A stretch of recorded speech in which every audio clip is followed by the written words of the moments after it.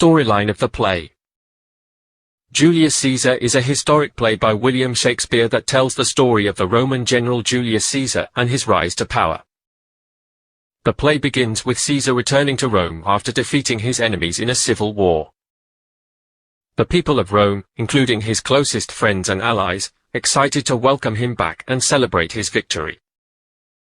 Upon Caesar's arrival in Rome, Cassius is worried about Caesar's increasing power and fear. He hatches a conspiracy to assassinate Caesar, where is later joined by Brutus and other Roman senators. They plan to murder Caesar by believing that they are saving Rome from a tyrant.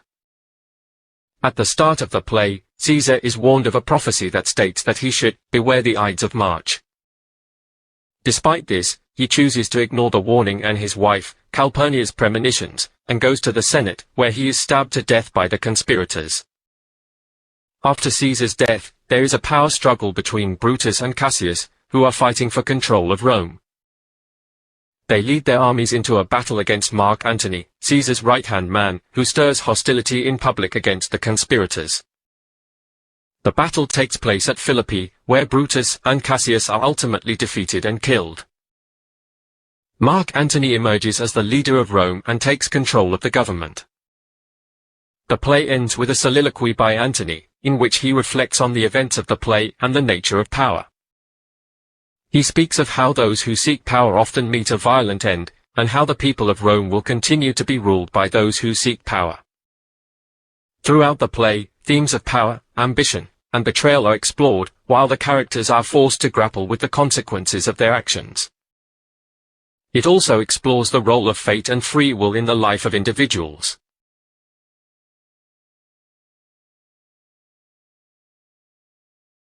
Now let us understand the timeline of various events. In Act 1, the Scene 1 starts with the citizens celebrating Caesar. In Scene 2, Caesar is warned by the soothsayer, which means as a person who can foresee the future like a prophet. In Scene 3, Cassius tests Brutus. Cassius, who is secretly plotting against Caesar, talks to Brutus and tests him to see if he feels the same. Remember, Cassius and Caesar are enemies and not the same person. In Scene 4, Caesar refuses the crown. Caesar theatrically refused the crown to further secure the hearts and minds of the people, and he fully intended to accept the crown when the Senate officially offered it to him. In Scene 5, Cassius meets the conspirators. Those are people who plot against others. Further in Act 2, Scene 1, Brutus joins the conspirators to free Rome from Caesar's tyranny. He felt that for the welfare, liberty, and freedom of Rome. In Scene 2, Portia begs Brutus to confide in her, which means to tell a secret to someone, trusting that they would not reveal it. In Scene 3, Calpurnia has a dream. Calpurnia dreamed that Caesar's statue spouted blood from 100 places, and many Roman people came and washed their hands in it. Decius Brutus interprets it as a lucky and fortunate dream. He says that Rome and Romans will get a new life.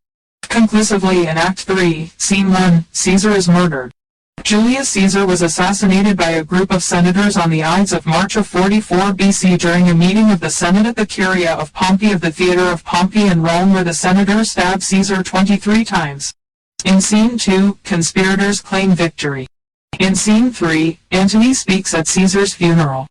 Antony's speech was intended to convince his audience to rise against Brutus. He disproves the assertion that Caesar was ambitious. In Scene 4, Antony wins the hearts of the crowds.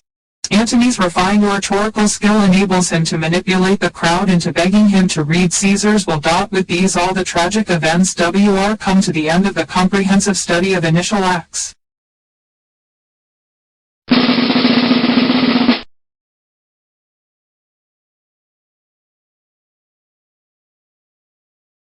Now let us understand characters of the play.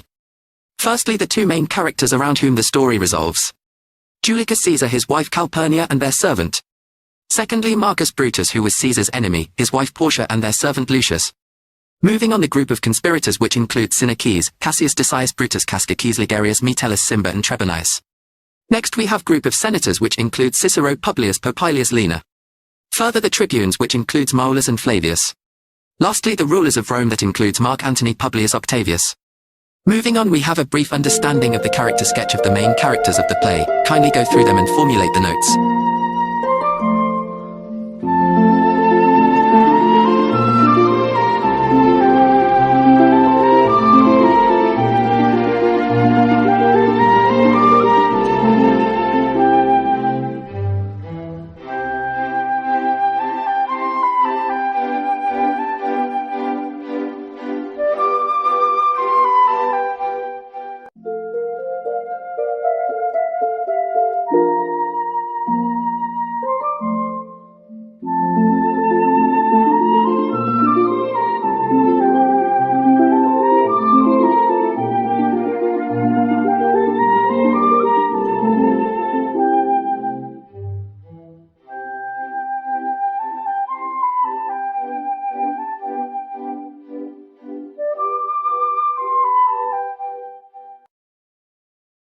Furthermore, we have Act 1, Scene 1, which shows emphasis on Julius Caesar, who has achieved a victory over Pompey, but not everyone celebrates this new leader.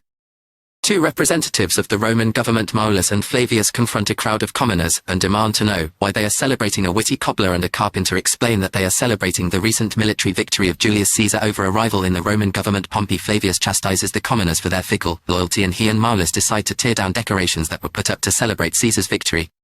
Let us go through each line and understand it better. Remember, the frame mentioning notes is something for your reference, so you can pause the video and go through it. 2. Hence, home, you idle creatures, get you home. Is this a holiday? What, know you not, being mechanical, you ought not walk upon a laboring day without the sign of your profession? Speak, what trade art thou? Why, sir, a carpenter.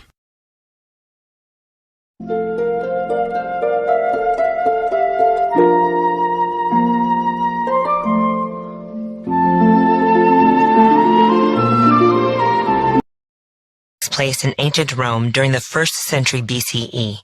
Shakespeare sometimes makes reference to the customs and values of 16th century England. This line by Flavius is one example. You ought not walk upon a laboring day without the sign of your profession. In Shakespeare's England, people dressed according to their social class and profession, following various conventions and government regulations. On workdays in London, laborers were required to wear the clothes and emblems that reflected their occupation, while on holidays, they wore what we would call their Sunday best. Flavius speaks as if ancient Rome had similar clothing restrictions. He scolds the plebeians for dressing in their holiday attire instead of the signs of their profession, because he refuses to recognize Caesar's triumphal procession as an official holiday. When Flavius commands the plebeians, "Home, you idle creatures, get you home," he's ordering them to get back to work. Before industrialization, there were no factories. Most craftsmen worked in their homes. And just as there weren't factories, there were no offices, even for the highest-ranking officials. As we'll see later in the play, the business of government took place in the homes of the leading senators, or while walking from their homes to the Capitol, where the Senate held its meetings. Lots of business got done in the streets.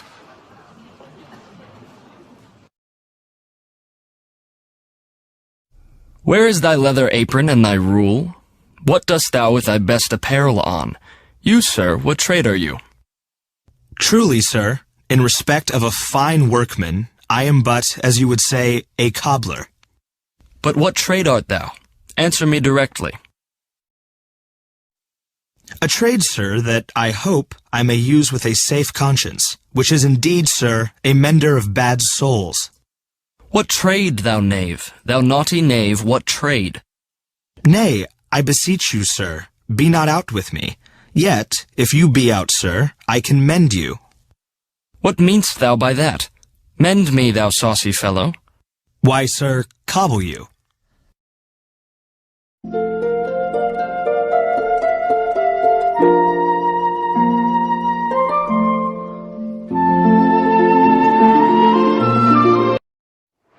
The straightforward meaning of the cobbler's remark is that he has an honest trade mending the soles of shoes.